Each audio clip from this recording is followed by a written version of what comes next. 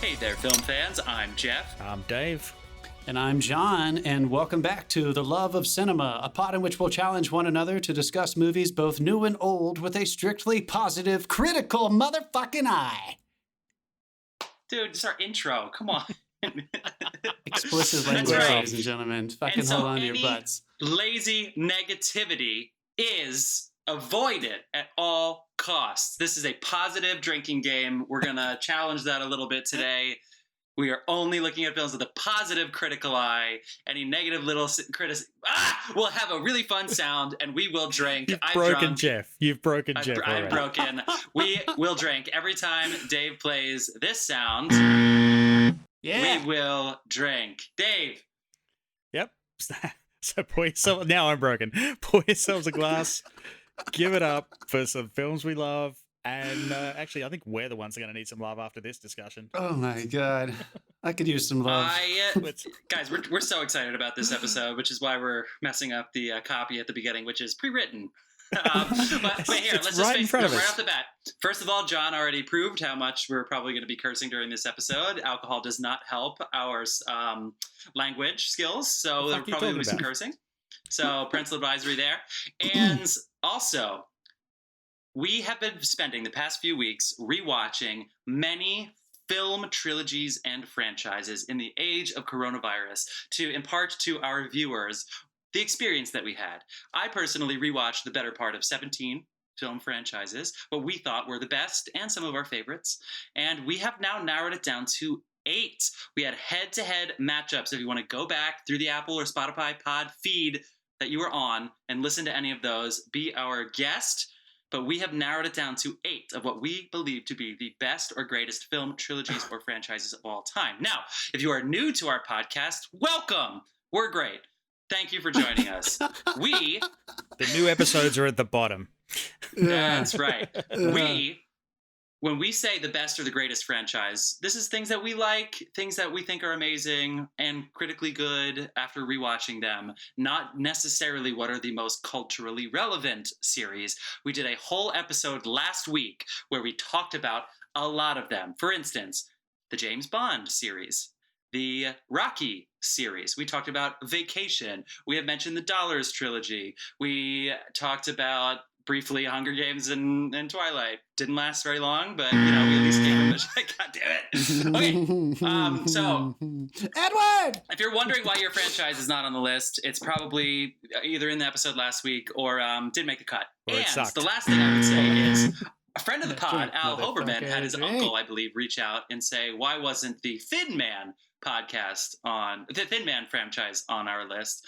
And to that I was like, that's so curious. I don't know why the Thin Man wasn't on. So I googled the Thin Man, and the first thing that came up was a scene where a full-grown man took a dog and threw the dog onto the bunk bed, onto the top bed of a bunk bed. And so, for animal cruelty reasons, the Thin Man is not on our list. Al, your uncle cannot see the Thin Man on our list. We're so sorry about that. Thanks for listening. Al gave a review this week. Casey gave a review. Jelana, I believe, is Dave's friend that gave a review. Yep. Adam gave a review. Thank you guys so much for sharing the pod. We're so happy to have you. We'll try not to disappoint you with our 4 head-to-head quarterfinal matchups. But first, let me send it over to John for some shout-outs. All right, everybody, as usual, we're drinking beer that is not provided by our beer sponsor because we haven't seen him in months, but he's still our beer sponsor, and we can't wait to start drinking his brews again. God damn it. His name is Carlos Barrozo. That's Carlos Barrozo. You can find him on Instagram at C Barrozo Bar 2019. That's CBARROZOBAR 2019. And as always, all the music you hear on these episodes are provided by the artist Dasein. That's Dasein, Dasein. You can find him at soundcloud.com/Dasein-artist. God, that's fucking hard to say. Dasein, baby, go find it. It's so good. Apparently it's in the episode. Yeah, you can read that off a script, but you can't read the fucking intro. I can't read the fucking intro. I can only read with curse words interjected. John can't talk. Dave, do you want to introduce what's going on this week or what? Well, we're breaking it down. We've got to the last 4 brackets, and they are Lord of the Rings versus Toy Story, Mission Impossible versus Star Wars, MCU versus The Dark Knight, and Star Trek versus Harry Potter. And we're doing them all tonight. Yeah, we're doing them all, motherfuckers. In the episode notes. In the episode notes, sorry to cut you off there, Dave. In the episode notes, you will find our Instagram handle. That is not just the selfless plug. We also have both brackets, our original 16 and then our new 8, which somehow 2 films that advanced did not make it into and then 1 film that was not on our list did. So anyway, you can see both brackets if you're confused or anything and you want to follow along, because we're assuming you're drinking as much as we are during this. Which one are we going to start with, John? I just wanted to talk to you guys for a couple minutes because I had a couple people have this conversation with me this week. Some of our dedicated listeners. Cool. We are on the clock. If we could just kind of go over really quickly, I just wanted to know for you guys in your mind if there are any grading scales, any metrics that are the most important to you that maybe surprised you while you were watching these. Is it rewatchability? I'm not asking Dave about his metrics and grading scale.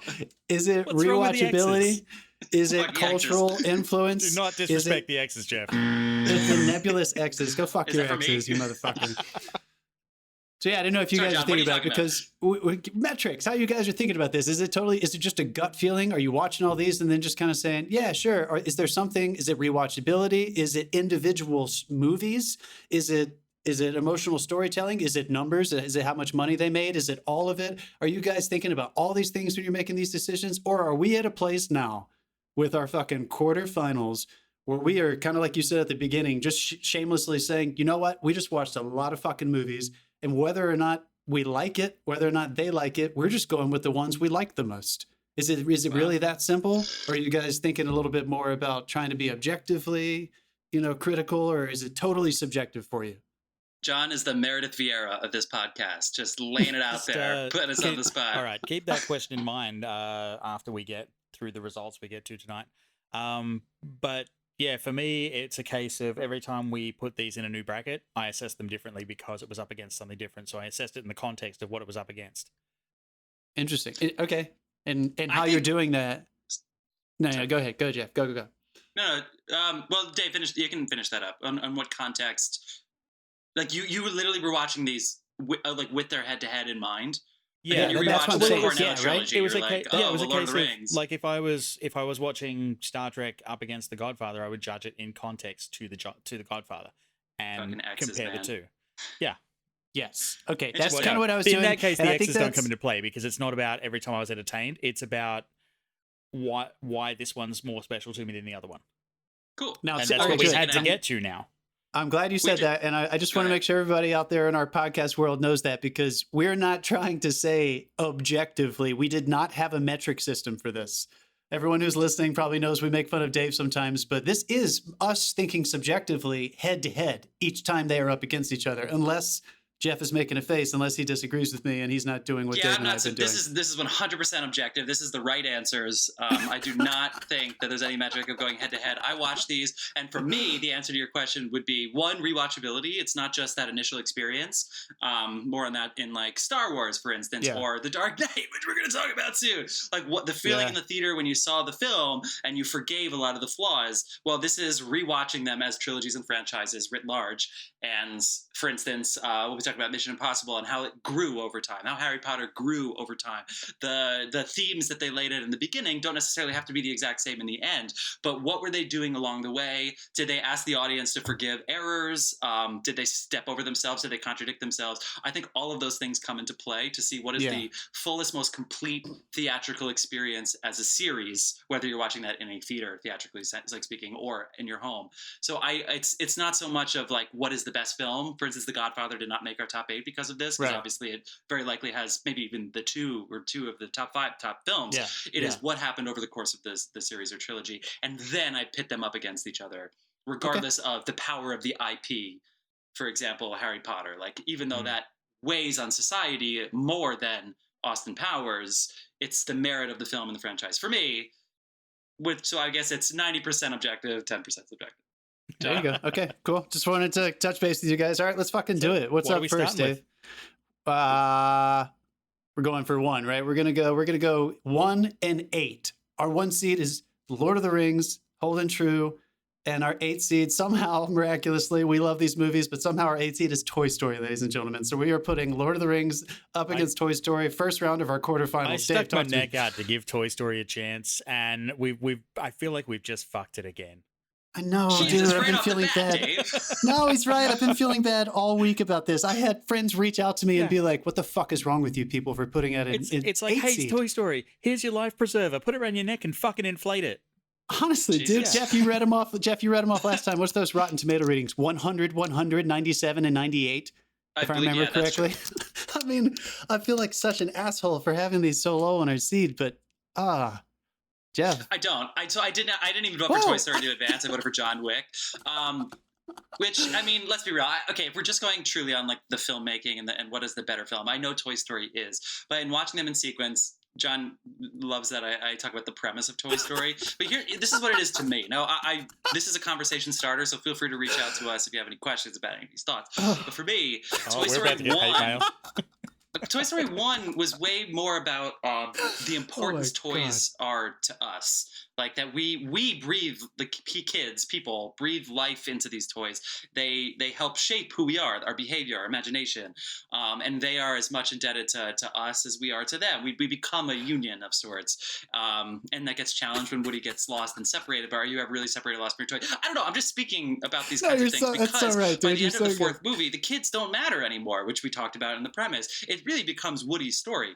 And I do love that because these characters are so interesting. I love Rex. I love that it's like a timid, shy, meek little Tyrannosaurus voiced by a guy who's 5'2" with a high-pitched, screamy voice in Wallace Shawn. I love Mr. and Mrs. Potato Head. I love how funny it is. Everybody gets involved. The situations are funny. The obstacles are really funny. But ultimately, 3 is about them trying to leave the kid and then getting stuck, and it just becomes like an escape from Alcatraz type movie. It becomes an escape film for toys. And I personally would care more if there were people. But in the first movie, it wasn't that because the kid mattered more.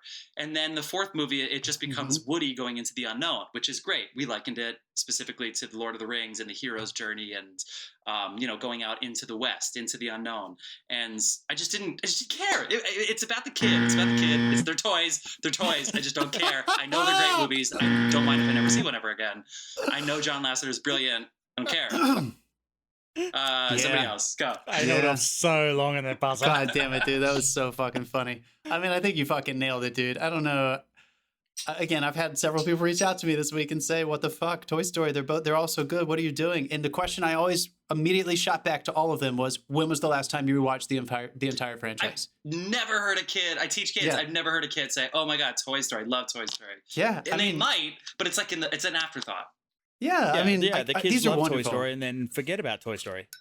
Exactly. I know. Maybe put them in the attic. You bag them and you put them in the attic, Dave. Well, this is. And then they write your notes. Somebody poison. Oh my God. When Woody, who's a toy, writes a fucking note to Andy, and he goes, "Hey Andy, I have an idea. Why don't you go ahead and do this? Tell me that's not fucking Chucky. Why did Toy Story become Chucky? And how do we still give it the emotional sympathy that it gets?" Andy goes, "Hey, Andy, why do you go drop these toys off at this kid's house? There's a really good girl there. She's so great. Oh my God, it's awesome. Hey, this is your toy, by the way." And then it cuts to Woody with this fucking smile and his huge eyes, and it's like, man, rip that string off that motherfucker. I want them. Somebody needs to make a fucking parody movie of Andy as an adult. Just tormented. I mean, so fucked up. That movie. I mean, it is terrifying. I deliberately didn't buzz him because of the Child's Play reference. That was amazing. Yes. Honestly, I know exactly what moment you're talking about, dude. It's terrifying. No, but for real, in terms of, I'm glad we had that conversation at the beginning because I just wanted to see where you guys were at. Because for me, when people were saying that to me this week, I just kept thinking rewatchability. Like, there's just no question in my mind. I know you guys kind of agreed with me when we were first talking about Toy Story. I did enjoy rewatching them for this podcast, but I couldn't remember the last time I had seen them. And I think one of the important things about franchises is that, man, you want to come back again and again and again and again. A really good franchise should be not too stressful to take on in terms of being able to watch all of that content, something that's manageable, something that stays with you. Toy Story is, unlike maybe some of those toys that we actually do throw away in the attic, I will never forget Toy Story. And we can all talk nostalgically about Toy Story, and they are wonderful movies individually. But I am absolutely voting for Lord of the Rings over Toy Story. Should we even talk about Lord of the Rings, or should we just save it for next week? Because we'll talk about it for sure. I mean, also, we're talking about the extended about edition. Actually, I'm suggesting they both go through. No, not Dave, you son of a bitch, you motherfucker. For clarity, we're talking about the full extended edition of Lord of the Rings. To be honest, as well, like I've seen, I hadn't seen all the Toy Story movies. I actually watched 3 and 4 for the first time when we did this, and I think that speaks to the fact that I have seen Lord of the Rings, the fucking extended edition, at least 15 or 16 times. Right. Mm-hmm. And so for rewatchability, for me, it's a no-brainer. It's like Toy Story's fun and it's cute, but Lord of the Rings is epic, and even the backstory on how it's made is amazing. And it was a monumental effort, and it was took them years and years and years. Dude. They invented technology. Thank you for saying that. Because I didn't even think about that, but both of these have that to their claim, don't they? That they both did something amazing with premiering this new technology. Yeah. So that's really cool that they matched up. Well, yeah, it's like they invented shaders and technology for what later became a major rendering engine for Toy Story, and like Peter Jackson pretty much founded Weta Digital out of this, and they pioneered, like, every single frame of this film all 3 of these films went in the computer. There was not a single frame that wasn't digitally adjusted in some way. Wow. I also, I might get a little hate for this, but I'm just gonna say it. Toy Story, there's something for everyone. It is complex. I'm not saying it is only a kids movie, but it's a kids movie, and I think that is one reason why I don't go back to them quite so often as an adult. When you're comparing, because you're right, Jeff, we did kind of talk about the hero's journey thing with Woody and stuff, but like an adult film, an adult story like Lord of the Rings, it does touch me in different ways. There are way more shades of color emotionally than what Toy Story does. Toy Story, what it does accomplish as a kids movie is amazing. I guess a family movie is the right term to use. But in terms of journey and how affected I am emotionally, I'm not a kid anymore. So I think maybe it's just because we're all adults now, but for me, there's just no comparison. I feel touched in a very sweet way when I watch those Toy Story movies. I feel like I have gone on an enormous hero's journey as an adult under dire circumstances, and the odds are totally against us with Lord of the Rings. So again, just in terms of the emotional whoosh that you have at the end of these things, how do you feel when it is all over after you finally have taken that journey? There's no comparison for me. So Jeff, you talked a whole lot of shit, but I just want to hear you say it officially. Oh, Lord of the Rings. Lord of the Rings. Nothing else to say about it. It's a Lord of the Rings 3-way. Woo! Oh, interesting. Yeah. That happened at a tent. You know that.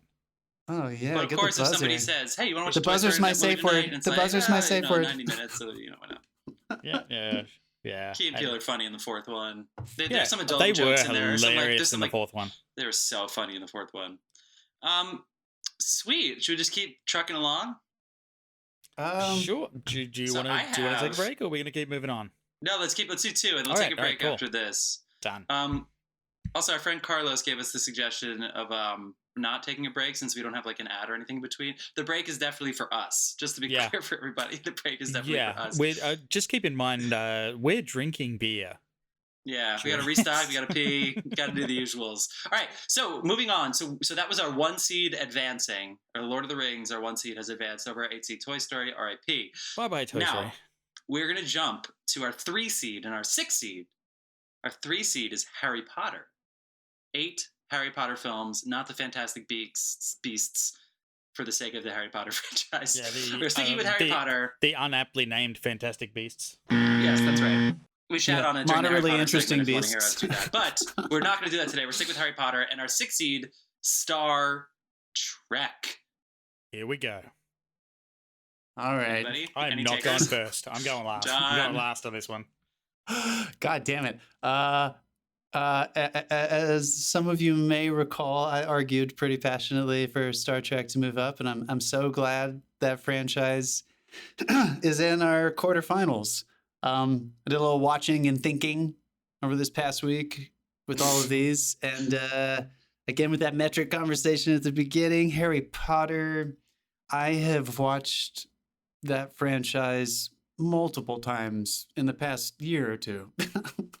I've definitely watched it at least twice in the past 2 years. It's a once a year franchise kind of thing for me. Yeah, they're good holiday movies, good Christmas movies. Yeah, I don't know if I'll ever rewatch the entire canon of Star Trek again. Yeah, come on, of course not. Well, you watch it. Well, you probably will actually rewatch some though. And no one would blame you. For fucking sure. I will definitely rewatch some of them. So again, that conversation we had at the beginning, the rewatchability, is it the individual movies? Is every movie important? I'm sure we'll find, when we go into the Marvel and stuff. These bigger franchises, how many movies are 12 Star Trek movies? 13? Something like that.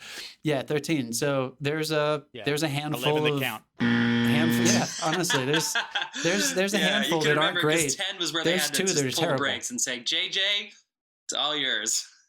Yeah, I mean, no, it's true, you guys. I mean, I love those last three. I will rewatch those over and over and over again. I watch those at least once a year. But in terms of the entire canon, I don't know. Just that alone makes me feel like I'm making a good call by going with Harry Potter. Harry Potter, the pros.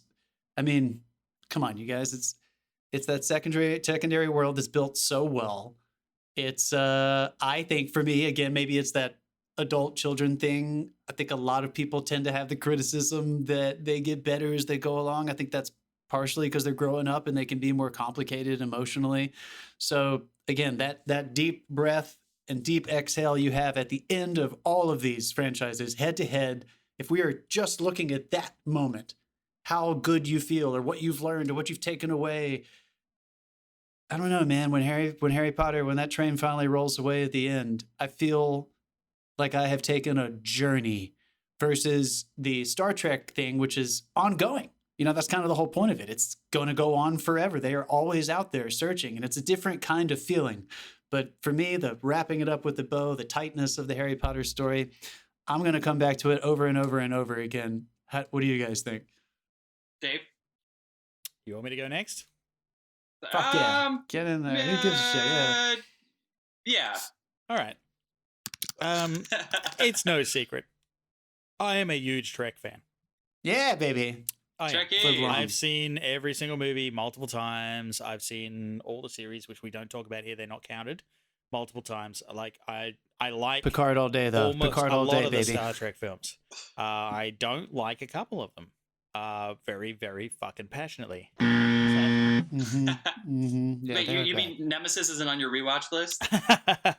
Nemesis is in my trash bag. Yeah. Fuck you, Nemesis. Oh, man. Anyway. Poor Tom Hardy. I know, right? It took the guy 6 years to come back from that. He thought he had it made, and then he went to the premiere and went, Whoops. He went back into the indie world. I love the messages that they have, and it's like explore these strange new worlds, and it's a message of humanity will prevail no matter what. It's the message of you can meet any alien you want and bang it. It's, all those things. Is that the message? Wait, hold on a second. I've seen a couple of these. Is that the message? That's the Captain Kirk message, yes. It's actually in the beginning of space. They even reference it in Star Trek 6, where he's making out with one of the aliens on the prison planet, and McCoy is like, what the hell is wrong with you? He really does fuck every alien he meets. Going through space, banging anything that moves. Yeah, it's just a bang fest. Yeah. Yeah, I missed this bang bus too. Kirk in, Kirk out. Yeah. Kirk in, Kirk out. But then they moved on to Next Generation, and Next Generation was a welcome addition. First Contact, like I said, is one of my favorite science fiction films ever. There are some great films that came after First Contact. Nothing ever really peaked to that level for me. And then they announced that J.J. Abrams was bringing it back. And I was like, bring it. Let's go see it. And I went and saw it, and I loved it. I thought it was great. Yeah. It was fun. It was a great new mix on the new characters, a little bit of old, a little bit of new. And it was fun. But again, that also ran out of steam, and it's a case of, like I said, it's a wonderful message, but most of Star Trek is its series. It's the characters in the series that, like, the reason the movies succeed is because you've watched a TV series. Now, granted, the reason Harry Potter succeeds is because you've read these books, but it is a faithful representation, and in my opinion, they haven't really made a bad Harry Potter movie. So, right. As far as I hate to sell out my franchise of choice for many, many, many, many years, I'm leaning towards Harry Potter. Yeah, nice. Dude. Yeah. I'm already 2 beers deep, by the way. I started with the beer that was too light, and I knew it, so I just started drinking. You haven't needed to buzz me yet, but I'm saving. Are you saving kidding? steam. You got like 8 buzzers. What are you talking about? I'm putting names on these buzzers next week. I'm saving steam for our second half episode. Everybody, please stay tuned because I'm gonna do like a big movie voiceover and be like, penalty, chef. Great. Well, let's see. What time are we at? Okay, cool. So obviously, I'm voting for Harry Potter. I said that I think it's my 2 seed in the past. And here's what I will say for Star Trek. Oh, Star Trek really? does. I thought you were gonna go for Trek. Yeah. It's the Slytherin in me is coming out right now. You did. If anyone doesn't get that joke, just go back to the episode where Jeff's talking about Star Trek. Jeff loves Star Trek. I love the Star Trek. Yeah. No, okay, you know what? But hey, I actually was okay on Khan. I talked nicely about Khan. I forget the name of number 6 because I put it out of my mind because I thought we were going to vote. We were going to pass on it. Anyway, and it's then the undiscovered country, you dick. The undiscovered country. Yeah, it was so good. Okay, so here's what it has. Here's what Star Trek definitely has going for its favor. First of all, you're absolutely right, Dave, and you mentioned this last episode. Star Trek definitely plays to its fan base really, really well, I would say, but it's because it has the series to fall back on. Even JJ knows that the foundation is the series. The foundation is the decades of people talking about it and wherever it stood culturally. Maybe it was a nerdy thing, maybe it wasn't at certain different times. I'll tell you one thing that just interrupt. Yeah. The one thing I love about JJ's movie was he shut the nerds up right at the get-go. Right. Like by having that thing come back through time and they destroy a planet and literally like kill Kirk's father at the beginning. This is not a spoiler. Yeah. It happens at the start of the movie. Very beginning. But he literally erased the entire Star Trek timeline. So anyone who walks up to anyone at a con and goes, "Hey, in this episode," no, that never happened. Wasn't that Chris Hemsworth too? Yeah, it was. It's pretty cool to be Chris Hemsworth. That's the whole reason hey guys, this is Kirk's dad. Die, motherfucker! Right after Thor came out. Well, that's the whole reason 4 fell through because they were going to do a time travel thing and go back to that time. And Chris Pine and Chris Hemsworth both wanted too much money, and that stalled, and then nothing ever happened, and then away it went. That's blame the Chris's for sure. I thought they were making another one. So anyway, the one. So yes, for as far as the series, the whole growth is honestly, you should almost separate the JJ series because of that very reason, Dave. It's almost like we're gonna do this, even if you've never seen the movies, we got you, and that's sort of how I'd fallen into them. The good thing about Star Trek is it's kind of we live in a time now. I would say I'm going to get professorial here, where you can we are mood based when it comes to our viewership. So, for instance, if somebody sees The Godfather and they're in a bad mood, they're just going to say The Godfather sucks. They're not going to say it's not for me, it's too dark. They're just going to say fuck The Godfather, it sucks, because that's the mood they're in. And they would get buzzed.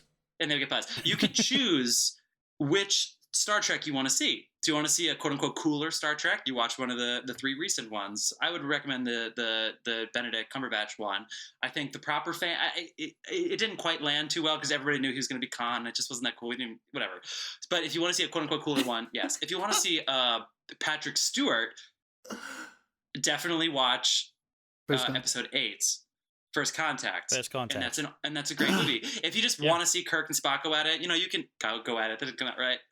I'm sure some people really do want to see. I'm sure some people really want Kirk and Spock to go at it. But Wrath of Khan is pretty good, but definitely Undiscovered Country, episode 6, if you will. They're really good. So you can jump around the Star Trek series a little bit and learn some things. And John went on this whole fucking high horse passionate speech about all the deep dark questions that Star Trek was asking, and you know what, you can find that, which is great. And Harry Potter is not a perfect series. And actually, John, I wanted to touch on one thing that you said during our episode, which is I wish there was a director's cut of Harry Potter. There's no way that Harry Potter, this particular iteration, can do that because they wrote these scripts very, very specifically for this franchise. For instance, the Dursleys are not in the 4th movie. I'm going to guess they didn't even shoot scenes with the Dursleys in the 4th movie.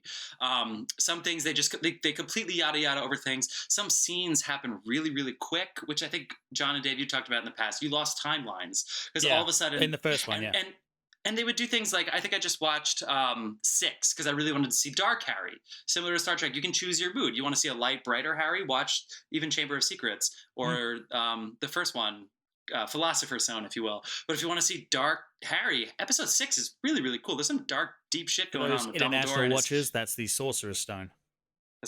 That's right. Anyway, so I really wanted to see that, and oh my god, Jim Broadbent's character was Slughorn. he basically has like so he has the Christmas party, so you always know when it's Christmas in these Harry Potter series. And then the second semester always gets a little, whatever. But he basically has this one long scene where they just fill in like 3 months worth of exposition, and then all of a sudden Harry's like, I need this information right the fuck now, and then he gets it, and like within 24 hours the action happens. So there's a lot of that kind of stuff in Harry Potter that it makes it not necessarily a perfect series, but then again, it's so great because the characters are so amazing. And yes, you do have the books to fall back on, but I know plenty of people who have seen these movies without reading the books that still like them. They do miss things, which again, we talked about in the episode, you two specifically. You miss timelines, you miss growth, you miss some development, especially in supporting characters. Who knows where Neville's at? Is he still just nerdy, or have we grown out of that by movie 4? Has he done anything since then? Seamus, for instance, is he still just blowing himself up, or like has he like gotten laid yet? Like, can we get some information on Seamus? But it's you take it as it is. You know what I mean? You just sort of take the ups, the downs, the goods, the bads with it, because it's just so likable, and you just want to live in the world so bad, and ultimately you just want to be on Harry Hermione's team. One of the things that is most advantageous about it is if you watch it and then go away and read the books and then come back and watch it, it's even more enjoyable. Right. Even though there's no spew. I'm so sorry. There's no spew in these movies. We didn't care about elfish welfare. But yeah, they didn't, like, you don't care what you're not missing the first time through. Then you read the books and you go, oh, that's not there. But your brain fills in the gaps on the rewatch. Exactly. So that's right. That ups its rewatchability even more.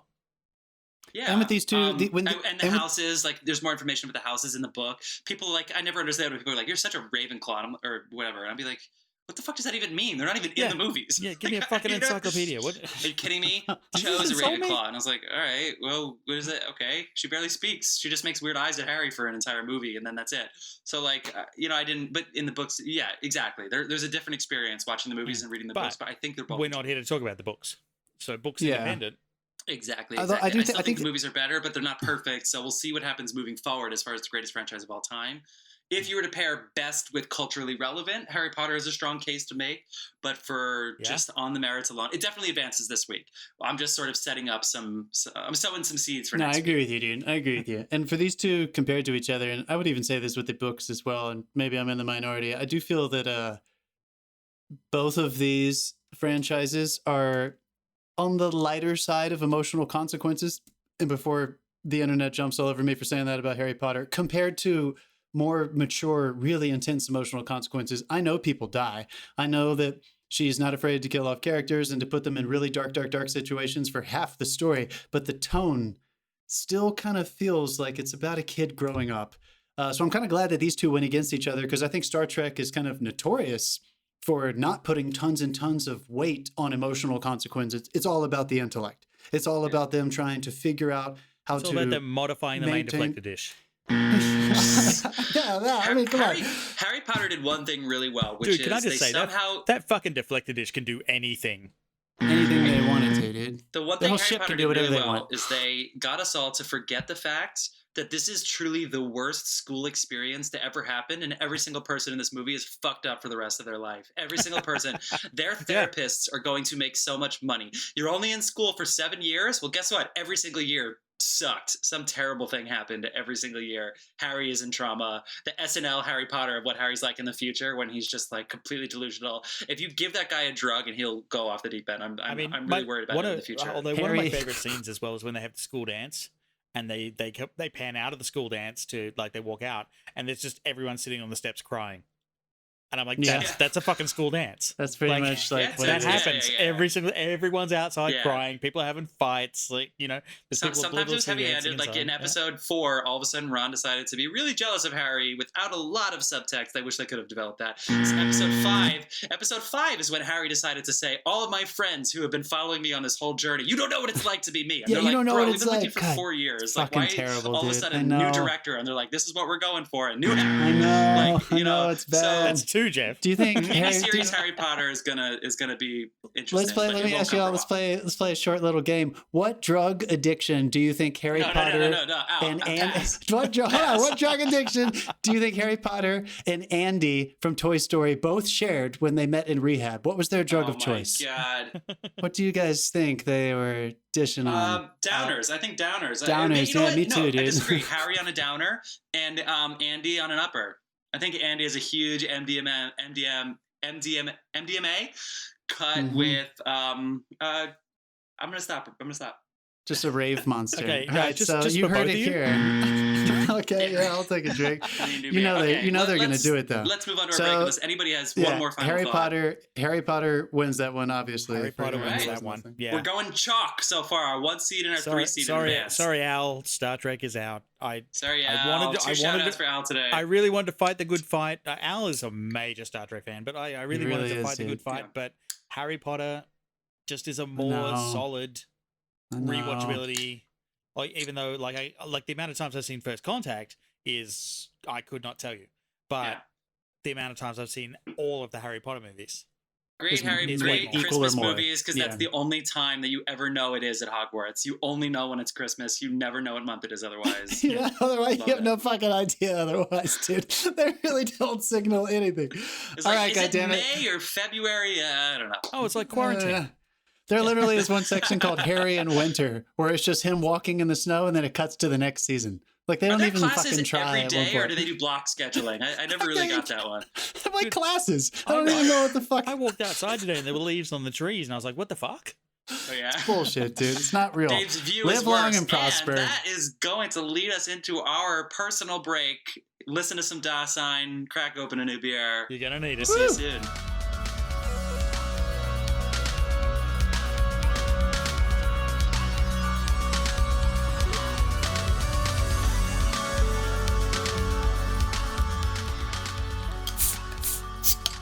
Oh, we're back, baby. Oh, we're back. We're back. Dave, I'm definitely overloading my microphone a lot. I have bad mic technique for this, so apologies to our producer and co-host Dave. I can totally fix that in post. I'm not gonna fix it in post. Shit. Just gonna make me sound more ridiculous. Okay, we had a pretty good run. We've gone chalk so far. Number 1 seed, Lord of the Rings. Moving on. Number 3 seed, Harry Potter. So we are gonna skip our 2 seed. And we're going to go to our 4-5. We're going to go for that middle matchup, which is number 4, the Star Wars Skywalker Saga. 9 films, 3 of which were fantastic. And then we are comparing that up against these 6 Mission Impossible films. See, that's a drunken ding you got there. That's good. I didn't hear it. Okay, so...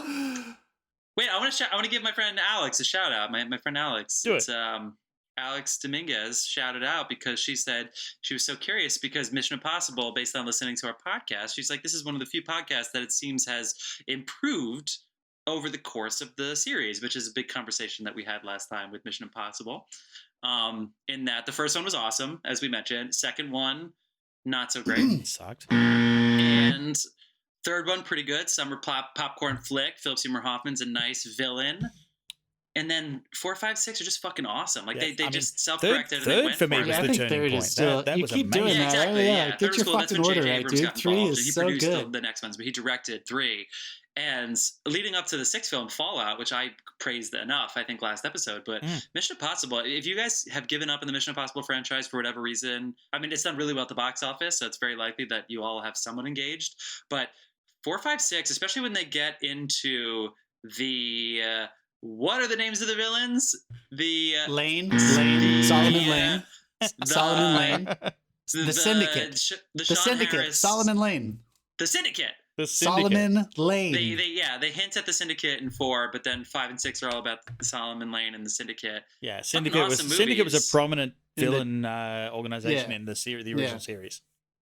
Yes, exactly. And Sean Harris, British actor, fucking awesome. So good.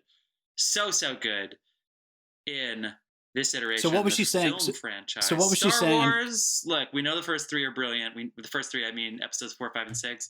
I think I actually give Jedi a lot more love than a lot of other people do. Me too. Wait, hold on real fast before you continue. What were you saying? Fun. What did she say in her comment? She was just pointing out that we noted that, or... Yeah, because sometimes we just worry that we're blabbing for ourselves, getting on our high horse. But I think it's good that people are able to take things away from these. I'm getting drunk, man. I'm ready for the Dark Knight. Wait, so she heard this and is now going back to the Mission Impossible series?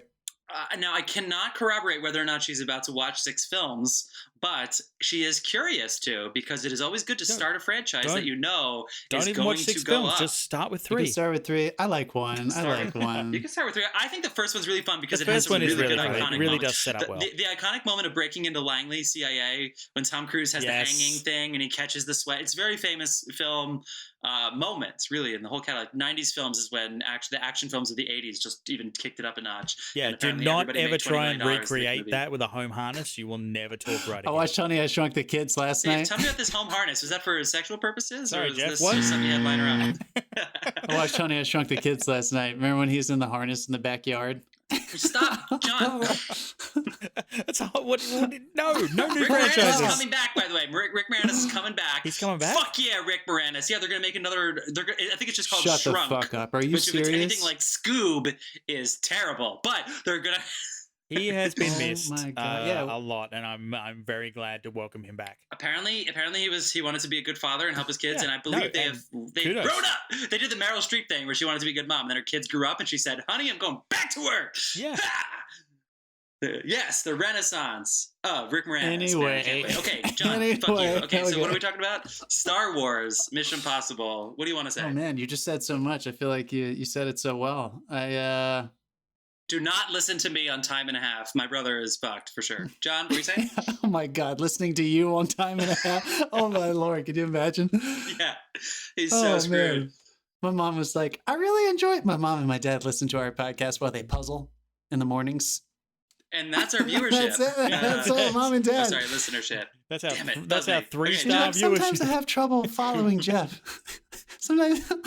Gandalf's Balls gave us 5 stars, by the way. So thanks, to Gandalf's Balls for giving us 5 stars. Guys, we don't have the time. I meant to give those balls a shout out earlier. We have the time. Oh, yeah? You meant to give those balls a shout out? Okay, so Star Wars, for anyone who missed my rants when we were first talking about it, I still watch these. I'm not trying to be a hypocrite. I still fucking watch them. I have rewatched all the new ones. I have done it at home by myself. I still enjoy the saga enough to tap back in and rewatch them.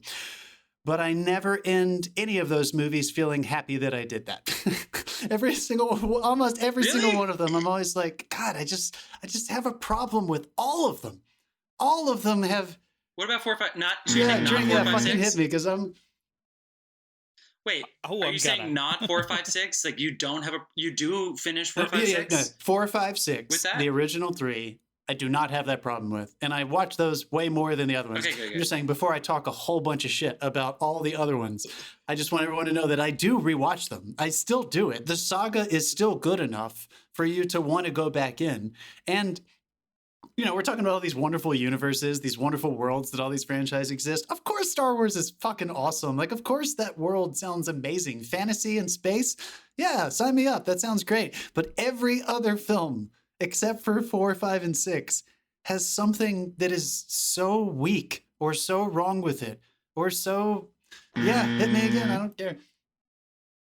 That I can't finish any of those movies without being a little frustrated that I don't like it more. Like I always go into them with that, that inspiration because I want to go back and play with all those people and live in that world and watch the lightsabers. And then there's some element in all of those films that bothers me. Unlike Mission Impossible, which if we're just going to go with that numbers game, like I was really harsh about when we were first talking about it, if 1/3 of the Star Wars franchise is really strong and 2/3 of it is not, I think everyone would agree with me, it's not as strong. We can debate over which movies are weaker than others. Some of them are not as bad as some of them, but definitely 1/3 is really strong. The other 2/3 is not. Mission Impossible has 6 movies right now. They're about to have 8, and only one of them is not a good movie. Some of them are great movies. None of them are bad movies. All of them are good or great. I don't know. You thought, that's why I said. 2, I guess 2 has some redeeming moments that make it. I said one of them. I said I said one of them is a bad movie. No. One of them is a bad movie. 1/6. Can we rewind? Or, no, we can't. We're 1/6 of that franchise is not good, and it is. I'm glad Alex was her name, right? I'm glad she pointed that out. Yes, thank you, Alex. I'm glad she pointed that out because that's what I keep thinking about. Obviously, I'm totally going to be that asshole that does this, but that is really impressive, you guys. There are not many franchises that get better I mean, that is unreal. That is almost unheard of. That scarcely happens with any kind of series entertainment. I mean, we all watched Game of Thrones and knew what fucking happened there, which is why there's things that like Breaking Bad is so impressive because it holds you all the way to the end. It doesn't get worse. Lost.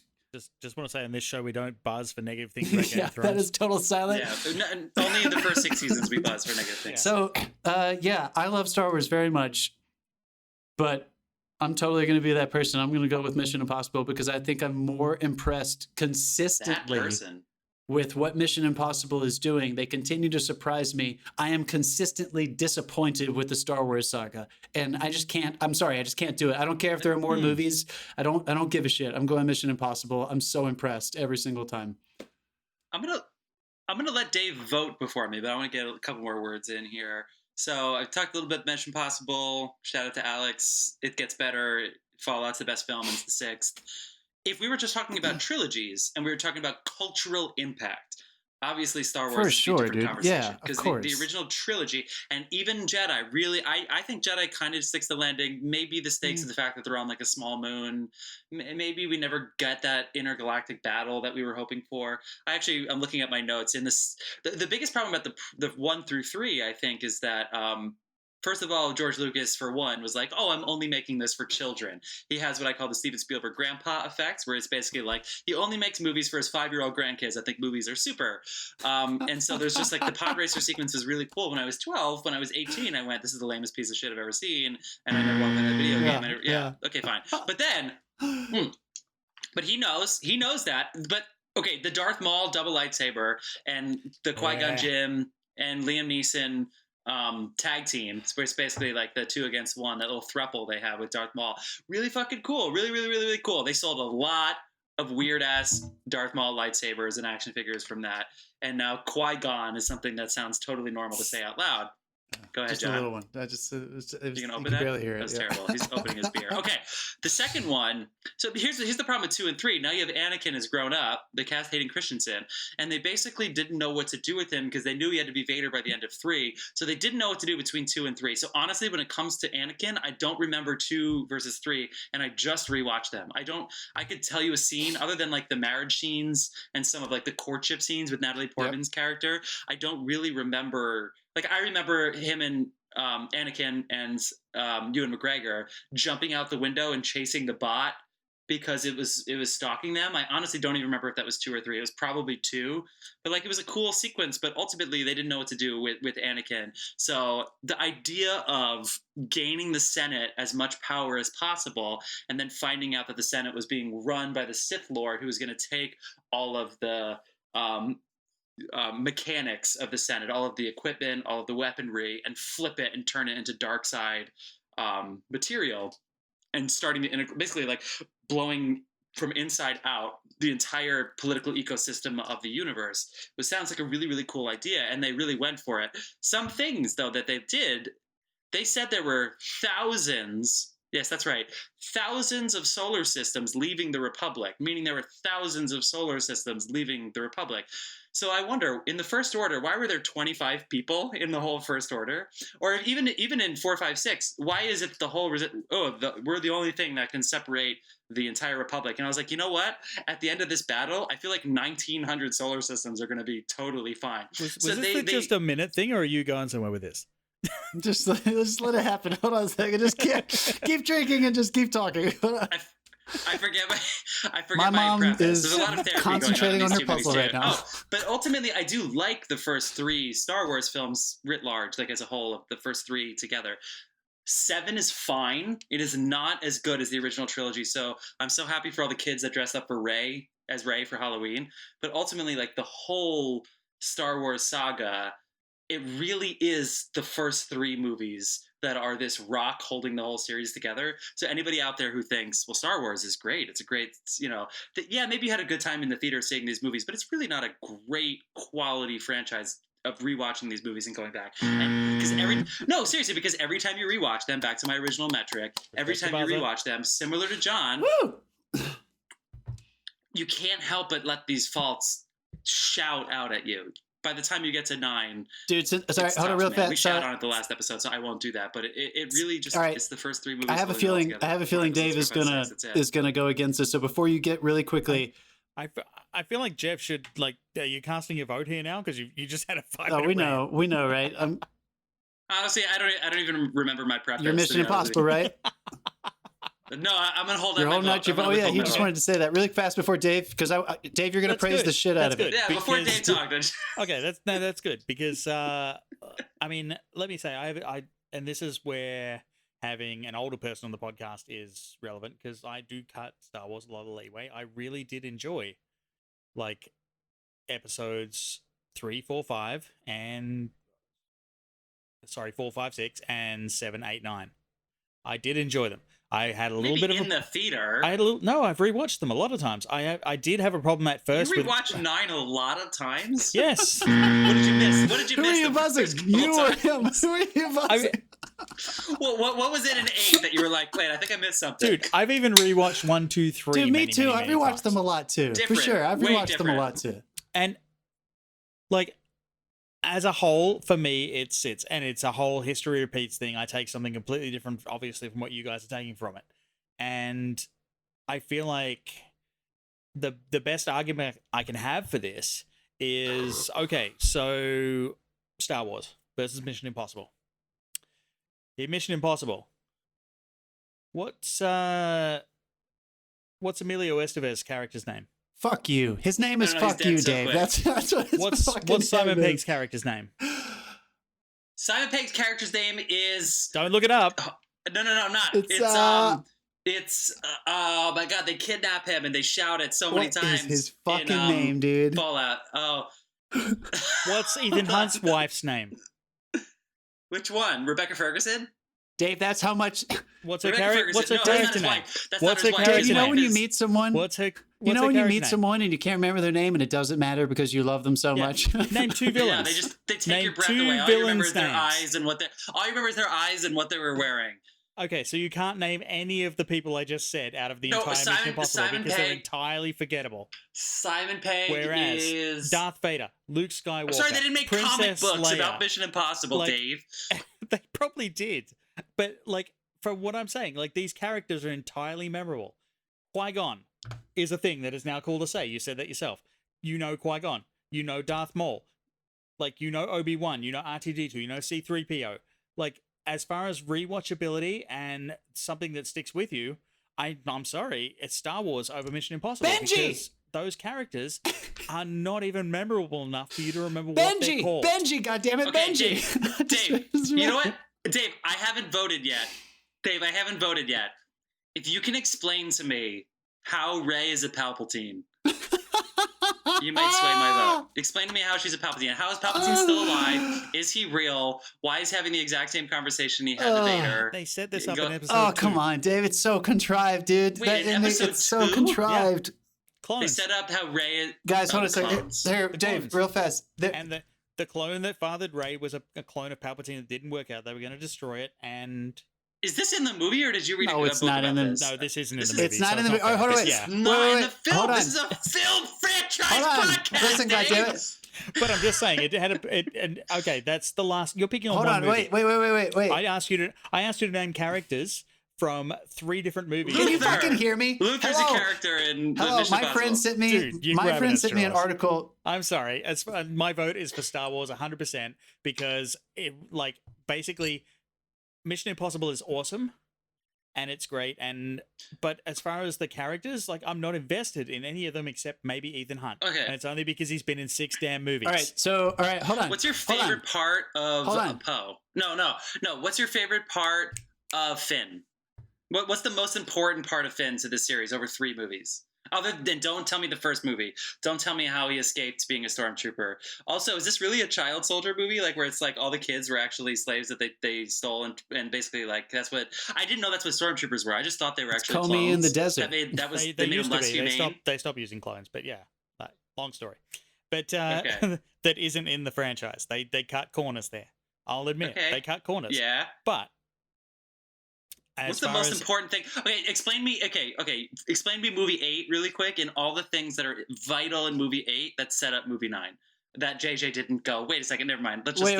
I think I can make a better point than putting you on the spot that way, because you kind of already talked yourself into a corner here with the explanation of Palpatine. My friend sent me an article this week talking about Star Wars because he really wants that to do well, I think. And he just finished watching the Clone series, the animated series, which is supposed to be great. So he sent me an article, and it's titled "Revenge of the Sith is the best Star Wars story ever told, parentheses, just not Lucas's version." So the same criticism that we used against Star Trek. It was episode 3, which is great. No. Yeah, which is episode 3. So the same criticism that we had against Star Trek, I think is sort of true with Star Wars, that there are really good animated series. There are some graphic novels. There is some fan fiction literature that is so prevalent that it's basically attached to the series. That because you're right, because they're cutting corners, because there's so much rich storytelling around the franchise, if we're only judging the movies and we don't know that stuff, you can't help but let it get, but feel left out. I mean, Revenge of the Sith, one of the main themes of this article. I mean, you can't. There's plot holes. One of the main themes. Stuff, like there's plot holes in Mission Impossible. I know, but hold on. One of the main themes of this, because I do think this thing made a good point. I wanted to bring it up. That should have been the best movie in the entire fucking series, dude. The fall of Darth Vader or the fall of Anakin into Darth Vader. And I know, Jeff, I think you liked that one more. I think that was your favorite one out of the prequels, out of 1, 2, and 3. Yeah, I think it's my most people's favorite was number 2. I definitely think that. No, I liked Clones better too. I liked I like the turn of Palpatine in 3. I enjoyed the political stuff more. It's great, but I like. I don't love the romantic stuff in 2. I'm just saying. I know there are plot holes in Mission Impossible. I know there are problems and stuff like that. But when you're handed a golden nugget, like the fall of Anakin Skywalker. Come on. If you fuck that shit up, and everyone who, come on, I don't care if you liked it or not, everyone who left the prequels in real time, when we all saw them when we were younger, and we all said, okay, here we go. There are going to be more of these. There are probably going to be series and all these other shit. When everybody finished that, nobody was super hopeful that they were going to get much better. Right? And then JJ came out with his nostalgia piece, and you were like, okay, god damn it, they're doing some updated version of this shit. So it was a pretty good movie. I dug that one. And I loved that it came full circle and history repeated. Like, you should not be saying it's a pretty good movie if you're arguing it's one of the greatest franchises in history. That first movie, number 7, should have been one of the best movies we had ever seen. And it just wasn't. And the other 2 are worse. I think 7 would have been fine if 8 and 9 did some different things. If 8 didn't try to do a weak version of its movie, if it really tried to set up, 8 should have set up the intergalactic battle that should have been happening the whole time in this series anyway. And it came out of fucking nowhere in 9. When all of a sudden it was like everybody responded to the call. Yeah, what the and I was fuck? Like, where was I? How come I wasn't a part of this? The whole point of me watching these movies was to set up the intergalactic war and the yada it off the screen. I'm just saying, the tomato bisque. My vote is like, we can discuss this till we're blue in the face, but like, I grew up with Star Wars. I cut Star Wars a little bit more leeway than you guys do. Me too. I had them on VHS. I remember when they did the re-releases. We went to the theater with the new visual effects. The fact of the matter is, I'm casting my vote for Star Wars over Mission Impossible because, as I just said, you cannot name a single character besides Ethan Hunt from Mission Impossible. Benji is Simon Pegg's name. Fuck yeah! I know Ilsa. I know. If I'd ask you who was the villain in Star Wars, Which Star Wars? It's going to come straight to Jeff and I missed a trivia. No, Jeff and I once played trivia together, and we missed the villain, the metal guy in the third one. We were like, "What the fuck is that metal guy's name?" General Grievous. Yeah. Okay, I'll never miss it again. Dave, honestly, we're giving you a hard time. I'm glad. I knew you were going to come out strong for Star Wars. There is a piece of me. I really wish I was a Star Wars fan. No, hold on a second. You are a Star Wars fan. I am a Star Wars fan. I still enjoy tapping into this franchise. I've just been let down so many times that I kind of feel like, what are they doing? Like, I felt so contrived with this last one. I felt like I watched the entire last movie just so they could have Rey stand in front of those 2 suns and bury that fucking lightsaber.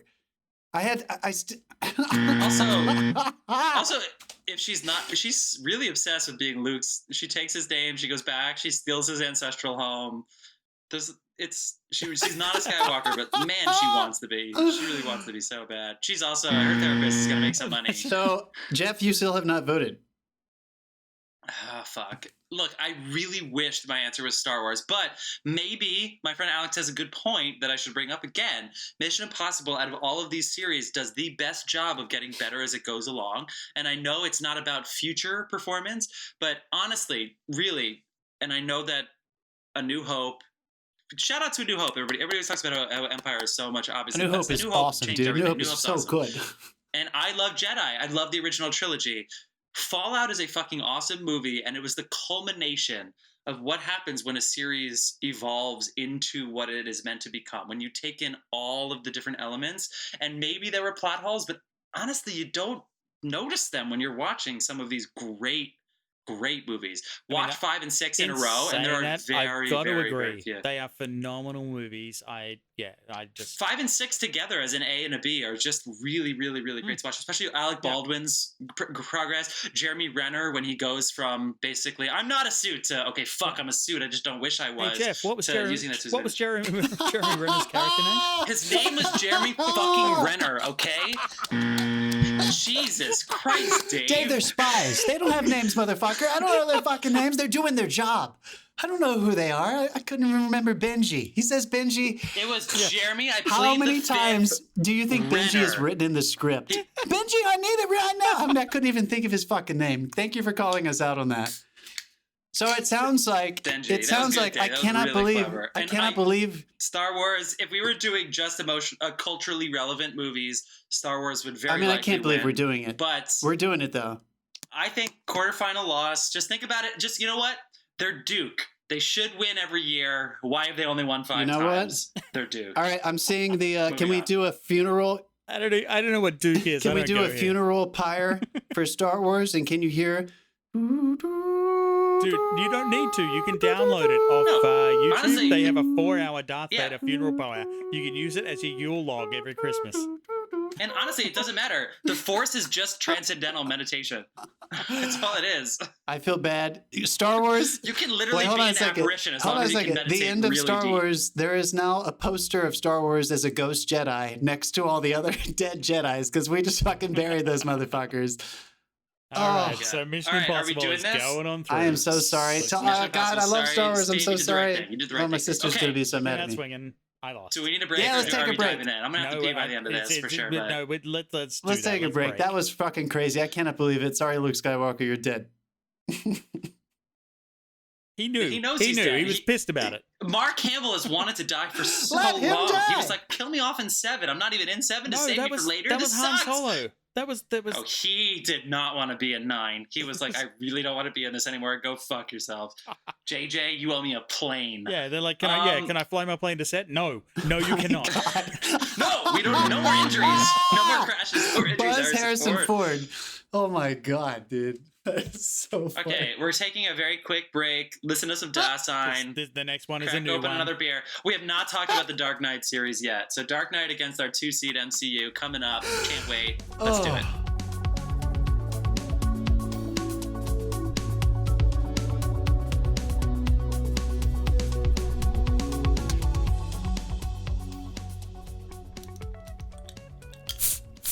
Okay, we just fucking flushed Star Wars down the drain. Oh, man, that was painful. Oh, Dave, I'm so sorry. It's fun. Like, it's pretty good.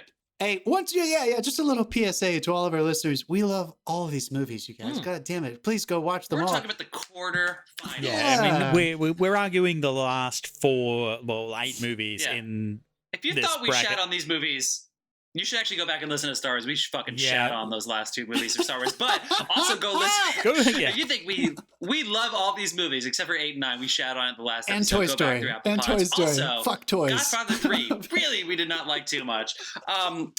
So here we are. We're back. Now, here's just to catch some people up. If you guys made it this far, we think you're the best. Please write a review, only if it's 5 stars, it's just like our good friend, Gandalf's balls.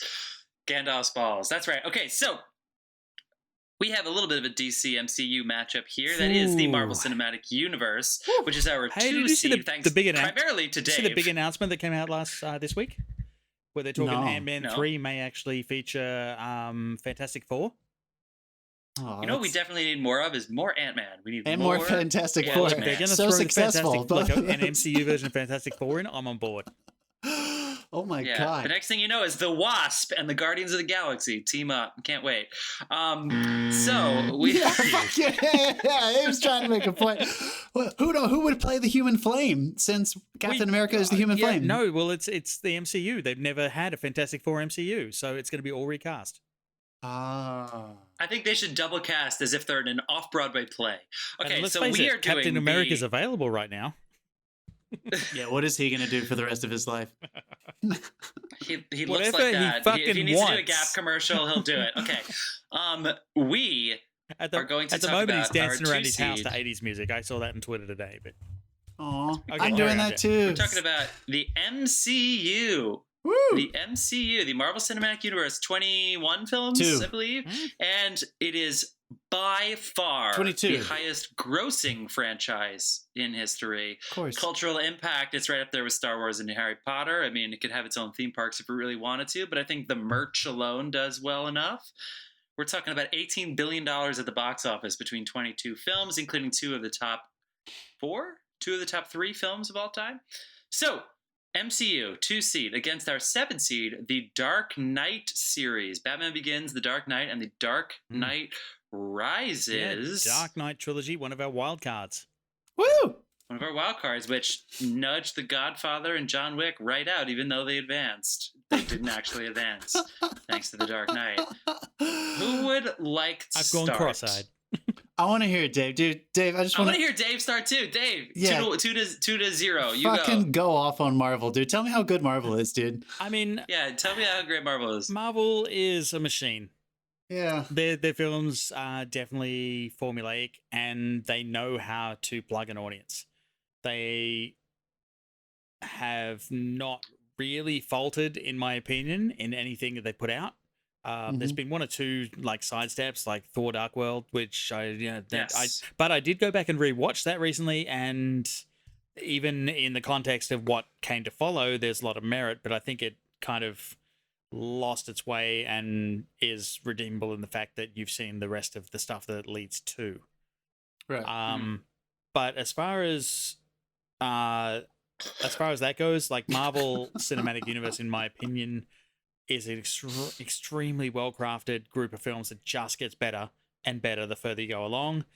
I was really dark on the last Endgame. Like Endgame, I came down really, really hard on. And if you want to hear a shit on Endgame, go to our Marvel podcast and fast forward to about 20 minutes. We took a big diarrhea shit. There was a lot of buzzers in that segment. A lot of buzzers. A lot of problems in that movie, it was dude. Worth it. Are you about to about face? Are you changing your mind? What'd you say, John? Are you changing your mind? Are you about to about face on Endgame? A little bit. Okay. I mean, give him some rope here, all right? Okay, so basically, like I did rewatch the entire Dark Knight trilogy. Nice. From this. Same. We watched 17. We had to watch 17 trilogies because you motherfuckers made us put a snub in our list. We had to watch another one. I realized after 16, I was gonna take a fucking break. I was ready to just watch some fucking Tiger King or some Ozark or something, and you made us watch another fucking trilogy. Thanks, audience. Because I owned like the 2 good movies from the Dark Knight trilogy. There are 2. You're right. I'm ready. Go. Let's go. I'm ready to. And I'll tell you what, Batman Begins is great. It's amazing. It's an awesome character development story. I love almost everything he did in that film. God, it's good. Batman Begins is so great. And then he tops it with Dark Knight, which probably should have ended. Arguably, but it's fucking awesome. Probably should have ended when he caught the Joker. Sure. Yeah. Give it to me. All right. I feel like Harvey Dent was a throwaway character. Was Harvey necessary?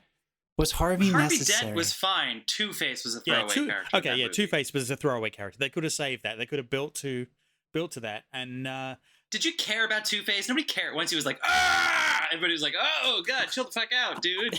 Like, I feel like you'll get better soon. Just keep the bandages on. That's the best review take your ever. Advil. Really, as soon as he was like, "Oh, Rachel," we were like, "Bro, come on." Yeah, and then, like, Dark Knight for me was like the pinnacle. Like, as far as putting the Joker on screen, Heath Ledger came in, and everyone, right down to Jack Nicholson, was saying no one can play the Joker but me. And Heath came in, and Heath made it his own, and Heath made it a different Joker to what everyone else saw, and it was a really unique, dark take on the character, and I dug it. Yeah. And I hope you fucking dug it. And fuck yeah, I dug it. Like, dug it. Yeah, I bought all 3 movies based on that one. But like, because Batman Begins, come on, Ra's al Ghul climbing out with the blue flower, come on. See, Dave, you said you. Sorry, Dave. Go ahead. Dave, you said you rewatched all of them this week. Yes.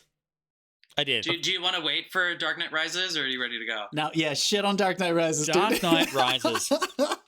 What the fuck happened? What happened? You know what? It is a really good movie up to that little kid singing the national anthem. Bullshit. It's a really good movie for the last hour. I don't know. I think it's better in the first half. I think so. I'm with Dave on this. The last hour is fine with the exception of Robin. Nothing Joseph Gordon-Levitt does after Gary Oldman gets out of the hospital is consequential. So we keep watching him with kids in this bus, and it literally doesn't matter. Nothing he does matters. They're trying to set up Robin. That's in the last. Robin doesn't matter. That's in the last half of the movie. Don't matter. How could you say that? Don't get me wrong. Catwoman was a phenomenal character. She played that to a T. I loved it. I thought her characterization was great. Like, for a movie, for like a 2-hour movie, she's like the 5th Bill. Like, it was pretty good. Too many people. She was a C character, if at best. And exactly. Who marries Bruce Wayne somehow at the end, even though she's a criminal thief who tried to rob his mom's pearls. But it's fine. Okay. My biggest issue from this, I think, was Bane, and I'm sorry to be down on Tom Hardy again after the whole Star Trek debacle. Fuck you, Tom Hardy. Hey. Fuck you, Tom Hardy, dude. But, okay. Surround sound voice. Why is his voice coming from surround sound? Seriously, Tim Burton's Bane was enormous and intimidating. Nolan's Bane was watered down at best. There was, like, he didn't even use Venom. And he has a fucking t-shirt tan line in one scene. Like, what the fuck, dude? He used Venom? Is that because he knew he was going to be Venom later, Tom Hardy? Right? Is that why? There's in a segue. Different cinematic universe? Jeff, do your Bane again. It took way too long to get going. There was a lot of weird writing and story choices. It was just all over the fucking place.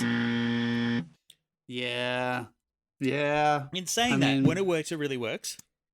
When it doesn't, it dives off a fucking cliff. Now, I'm curious though. Do you guys feel that way? Because I think everyone who's ever seen these movies feels that way.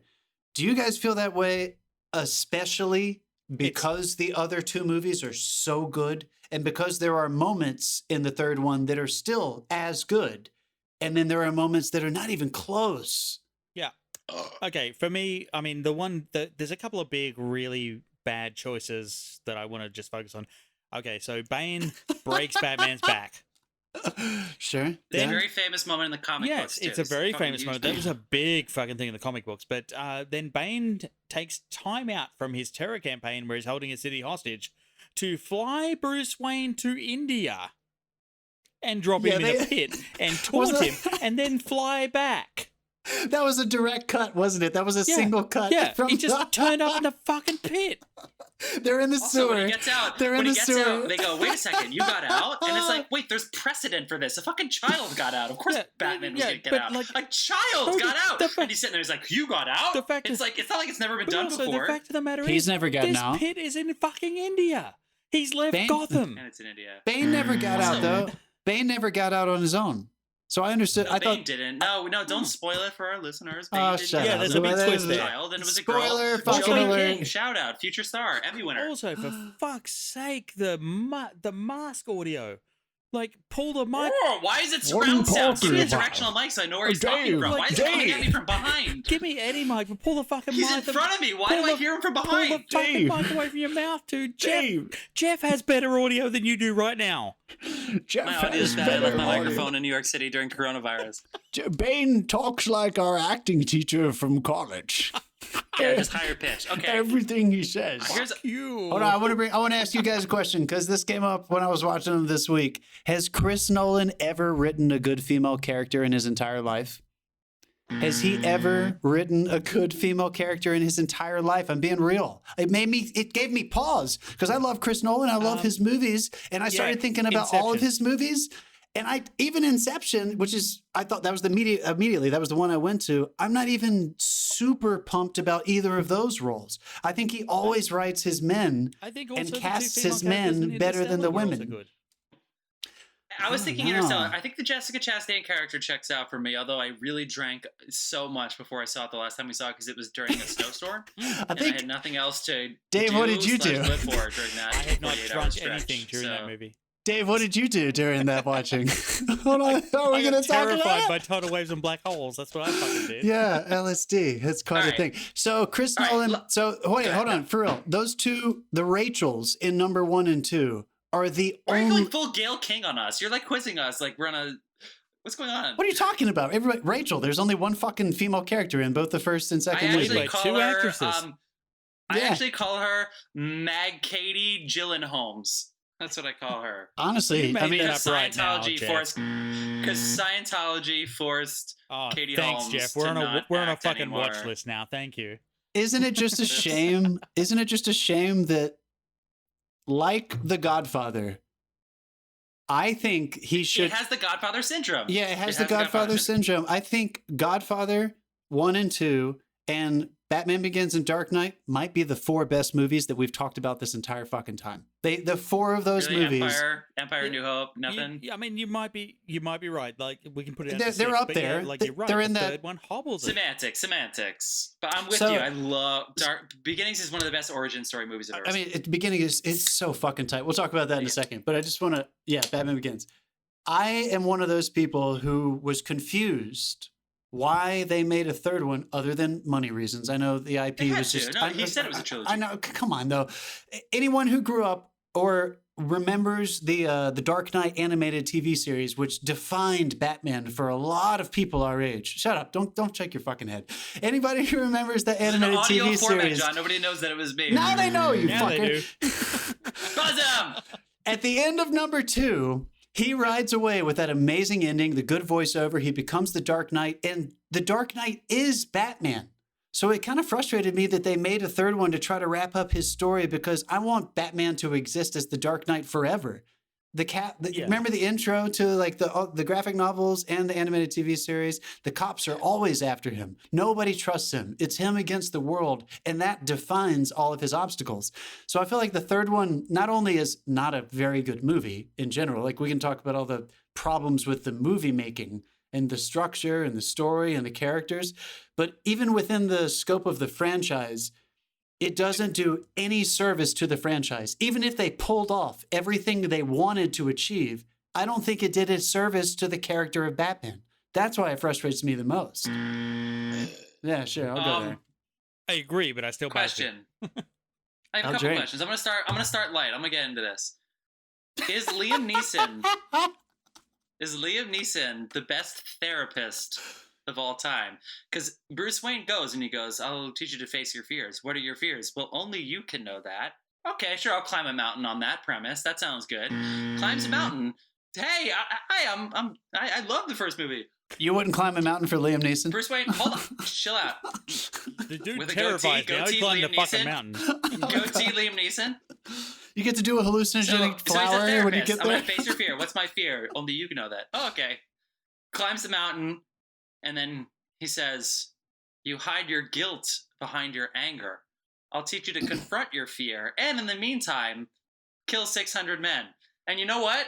I realized that my therapist is terrible because my therapist just taught me that dreams may be important, not sure. Liam Neeson said, gotcha, and you can kill an army. Sounds pretty fucking cool. Bruce Wayne really lucked out with which prison he got stuck in. I will tell you that.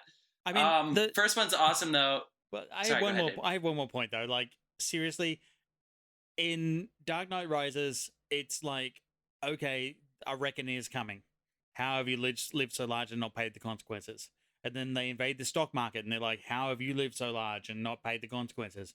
This was The Dark Knight Rises, written and directed by Bernie Sanders. That's good. That's good. Okay.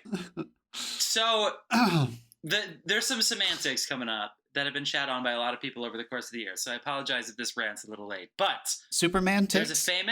There's a famous line in The Office, the television series, the American version, in which Michael Scott asks Dwight, "Is there any piece of wisdom that anybody has told you that sticks with you?" And he said, Dwight answers, "Don't be an idiot."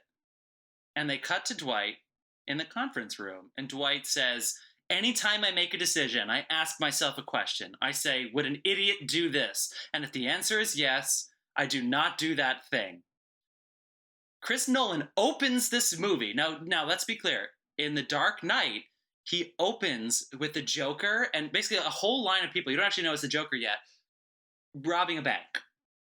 And then at the end, every single person has killed every single person until the last one because they're all masked. And it turns out to be Joker, who rides a bus out of town with 20 buses following him. And it is a really, really cool heist sequence. It's a cool moment where it's like, you don't know, like the Joker's going to get away with this. It's a really, really cool, terrifying way of opening a movie. They open the third movie, Dark Knight Rises, and Pattaya Baelish, who knows a thing or two about how to fuck up an ending of a series for sure. So Littlefinger, Aidan Gillen, works for the CIA, and they are trying to get a nuclear physicist who has been working on nuclear reactors, and they're trying to expedite him, along with Bane, another asset of Bane's, who can give them information on Bane, Guantanamo style, with a hood over their face. And at the plane, where the plane is, at the airport, they say, "Here are two more. We have 3 terrorists with bags over their head. And they are looking for information about a guy with a mask on his face in order to breathe." So all you would need to do is lift up the bag and you will see the mask on their face, making them able to breathe so they will know if it's Bane. And we're dealing with international terrorism, espionage. We're talking about people who have worked with Bane. And rather than check the folders, the files, a flight manual, any kind of paperwork whatsoever, and they don't even sit there and say, well, since we don't have any information on them, let's just take a look. They don't open up the hood on their face to see if it's Bane. So all of a sudden, Bane's on this plane. Now I ask you, this is the CIA. Would an idiot do that? I think the answer is yes. And if the answer is yes, you don't do that thing. And this is how the movie starts. So the movie opens and you're sitting there and you're like, wait a second. Because here's what this is. In the theater, in the cinema, what you see is a really cool plane sequence. Yes. In rewatch, or if you think about it for 13 seconds, you say, Christopher Nolan is hoping that we pull a Game of Thrones season 8 where, quote unquote, "Oh, we were hoping the audience forgot about the royal fleet," end quote. Now I ask you, Christopher Nolan, it's Game of Thrones season you 8. have made Dunkirk, you have made Inception, you have made Memento, Insomnia, The Prestige, and the opening of your movie, you are requiring your audience to forgive you making a tactical error in the first 5 minutes. Go fuck yourself. I hate you. I hate it. I hate the movie. I hate myself. I hate you, John and Dave. I hate everything. Jesus, go fuck yourself, Christ Christopher Nolan. Almighty. I can't believe, quickly, he opened a movie doing this. And the tunnel thing, no, wait. This is the worst thing about the tunnel sequence. So they send all the cops in the tunnel. You know why they send all the cops in the tunnel? Because Gary Oldman tells them to send all the cops in the tunnel. Gary Oldman, who is the shining star of the first 2 movies outside of the Joker and Batman. He's the best part of the first 2 movies. He is so good when he becomes Commissioner Gordon. He outsmarts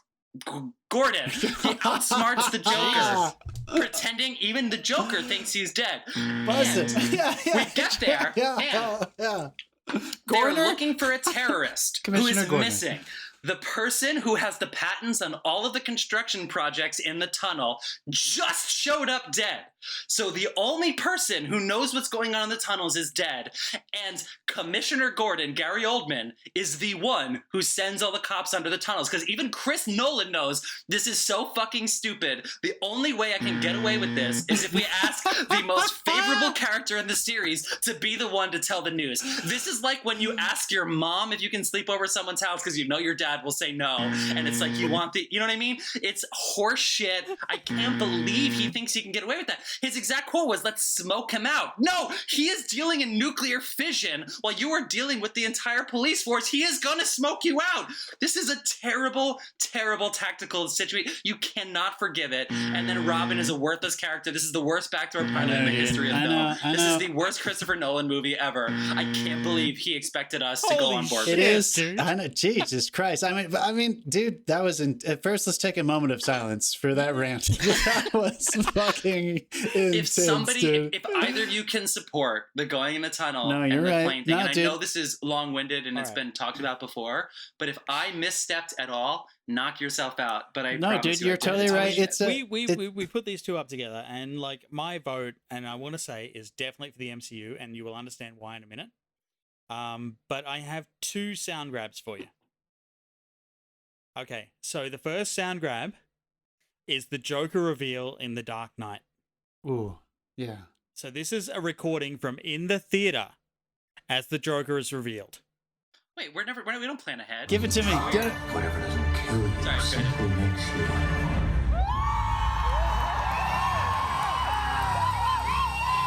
That was cool.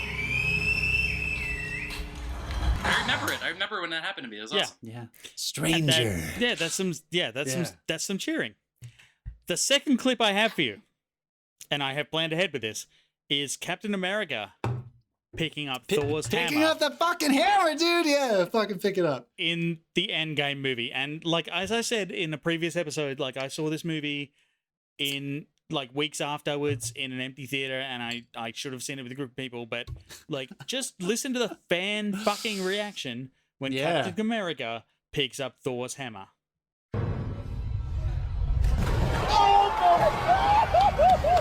Wait for it. He catches it.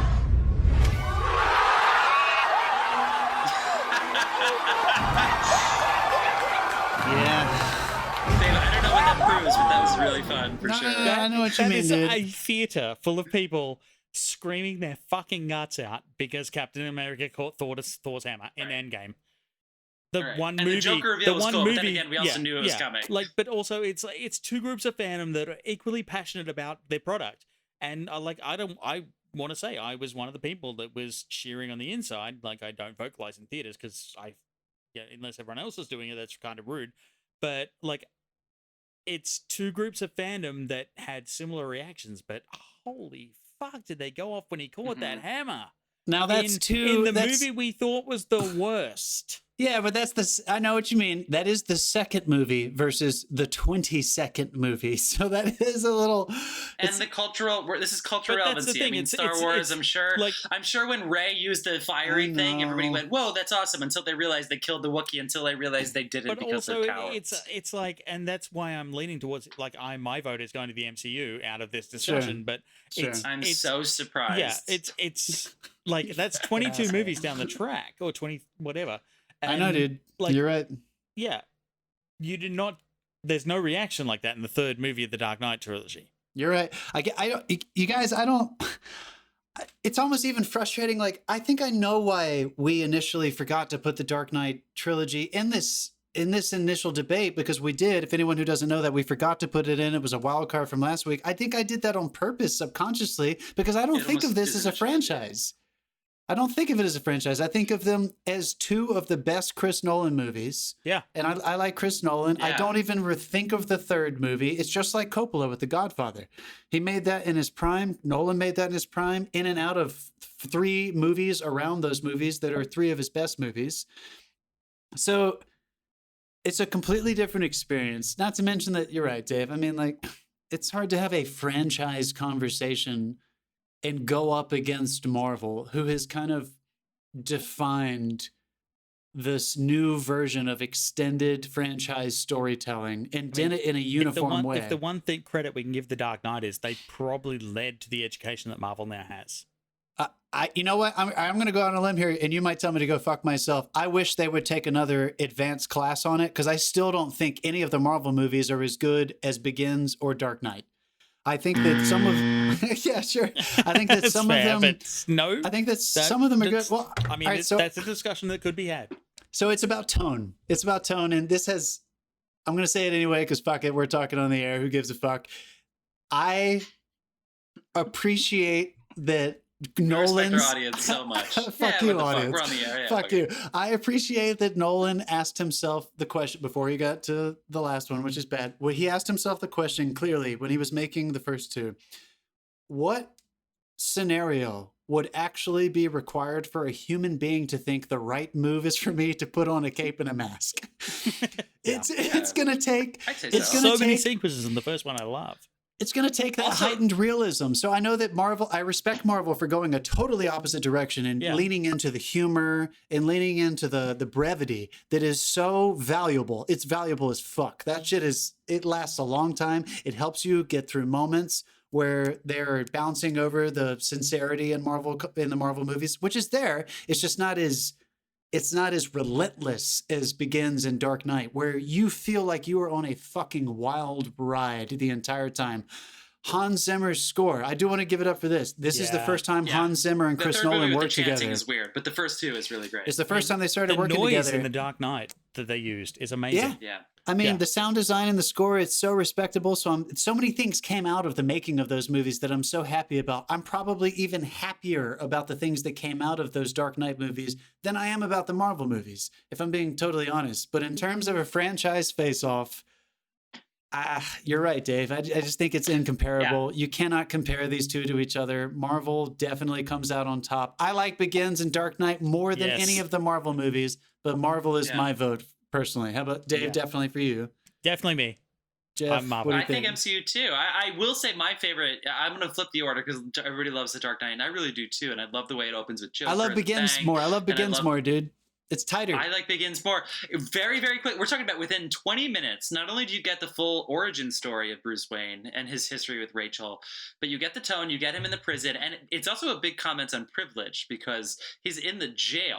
And Ra's al Ghul, well, we find out it's Ra's al Ghul, but Liam Neeson is basically like, you even know, that as billionaire Bruce Wayne, you can't run and hide in a prison. At any moment, you can say, I'm Bruce Wayne, I'll buy my way out of this. Like, even your privilege supersedes this. So like, that question of privilege and self-sacrifice and what it really takes to give up the societal titles and just privilege and actually become a selfless caped mask. Like Bruce Wayne can never be Batman unless he separates them or just fully becomes the Batman. And that struggle carries its way throughout the rest of the series. Yeah. You can't be both. You have to be one or the other. DC movie.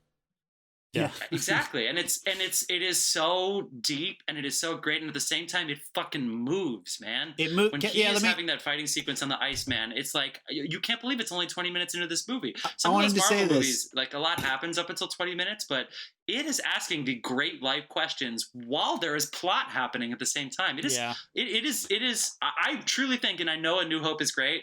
I think it's the best origin movie of all time. The origin story movie Absolutely. of all time. I think so too. And, so off of that, I wanted to mention this because I was watching some interviews with Chris Nolan this week, and when he first started this movie, again, this is the first time he worked with Hans Zimmer. Chris Nolan, when he was just in general, when he writes screenplays, he thought about it with Memento, he thought about it with Insomnia, and he thought about it with this, obviously. And I feel like this is the culmination of it. He is obsessed with. There's a kind of chord progression in music, and I feel like an idiot. I can't remember the name of it, but as the chord progression modulates over and over and over again, up and up and up and up, it creates the sonic illusion that it is repeating itself. Mm-hmm. And it is a perfect metaphor for the way Chris Nolan writes his movies. And I don't know if he had a conversation with Hans Zimmer about that, but Hans Zimmer's music clearly kicks in at the beginning of Begins. And I have mentioned a butthole before on this podcast. I'm going to mention it again. Your butthole just gets tighter and tighter and tighter and tighter and tighter. It does not ebb and flow at all. It is one intense burn from the beginning to when he finally fucking says, it's not who I am underneath, but what I do that matters. Bruce, and he jumps off from the whole fucking movie. This is a clear burns. sign that John doesn't listen to a thing I say in this podcast. That's known as the shepherd tone, John. The shepherd tone. The shepherd tone. Oh, it's more important than the shepherd tone. It's a modulation. It's not just the tone. I know what you're talking about. The shepherd tone. It's the same thing. It's a chord progression that moves up and up and up. It's the same. It's so tight. Physical principality. Like, yeah. All right. Well, then, if it is the shepherd tone, it may be the best fucking example of the shepherd tone ever used. Like probably that is. Like they relied on noise, not music, for a lot of the Dark Knight's soundtrack. So yeah, you know what they do in 3 that they don't. I know we should probably bring this to a close. But you know what they do in 3 that they don't do it. You know what they do in 1 that they don't do in 3. The audience is really with the struggle of Christian Bale, and they really force us to go through it with them. In 3, they leave him for like 30 minutes, and Bale is talking to Marion Cotillard, and she's talking to Lucius, to the point where when they go back to the prison, he basically has to catch him up, and he says, "Oh, so that was Bane, right? The kid. Remember we were talking about 30 minutes ago in the movie?" Whereas in Batman Begins, we're with him the entire time. I think the reason we go back to these superhero characters is sort of that what if. Like, what if it was us? What if it was possible? What if it was real? We know it's not logistically sound, but like, Batman's a human being. He's a billionaire. He's not exactly like us, but like, what if? Really, the what if? And we go through this entire thing with them, and I think they leave that alone. We could talk about the mythology of Batman for months. He's the best superhero character of all time, dude. Yeah. MCU all right, goddammit. MCU for me, Jeff. Yeah. So next week we will have our 1 seed Lord of the Rings against our 5 seed, which is Mission Impossible. Ooh. And then our 2 seed MCU against our 3 seed Harry Potter. Holy shit. Oh, shit. That's going to hurt. Oh, that's a... I know Star Wars is good, but Star Wars would fucking lose. So I'm really glad that Mission Impossible went on. This is fuck you. It's sad to finish the podcast on a fuck you, but fuck you. Honestly, go fuck yourself. We're positive. We're a positive critique film podcast. Go watch all these fucking movies. We're so excited. God, we'll see you next week, you motherfuckers. Go watch all these movies. They're so good. We love you.